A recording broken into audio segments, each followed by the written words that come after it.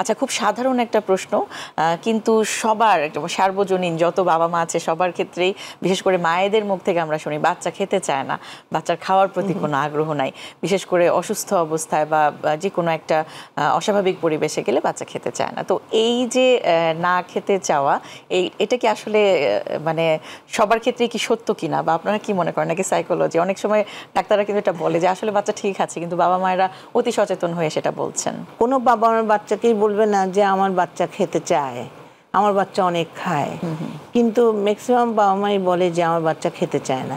তখন একটু ইভালুয়েট করা দরকার, আসলে কি আসলেই খেতে চাচ্ছে না, নাকি এটা হিস্ট্রি নেওয়া দরকার আর কি।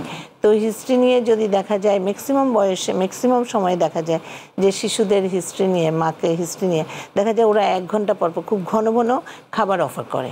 আচ্ছা, খুব ঘন ঘন যেটা খাবার অফার করে তখন তো পেটটা খালি হয় না। যেমন আমরা বলি যে আপনিও সেই সময় খান, বাচ্চাকে যখন দিচ্ছেন তখন আপনিও খান, দেখবেন আপনি পরে খেতে চাচ্ছেন কিনা। তাহলে এটাতে বোঝা যায় যে পেট খালি হবে না। একটা হজমের জন্য, ডাইজেশনের জন্য তো একটু সময় দরকার হয়, 4-5 ঘন্টা, 5-6 ঘন্টা। একটু ভারী খাবার খেলে 5-6 ঘন্টা সময় দিতে হয়, একটু হালকা খাবার খেলে 2-3 ঘন্টা সময় দিতে হয়। মানে বাচ্চার যে ক্ষুধার অনুভূতিটা সেটি হওয়ার জন্য একটা মানে সময় লাগবে। আর বাচ্চারা না নেগেটিভিজম, তো নেগেটিভ রিঅ্যাকশন করে। যদি আমরা দেখি যে একটা খাবার নিয়ে বারবার মা ওকে করছে, অফার করছে, তখন ও না করবে, তখন ও খাবার খেতে চাইবে না। যেটা আপনি দিতে চাচ্ছেন না সেটা কিন্তু খাইতে চাইবে। তার জন্য আমরা বলি বাবা মার সাথে বসে সলিড খাবারটা বাবা মার সাথে বসে শিখুক।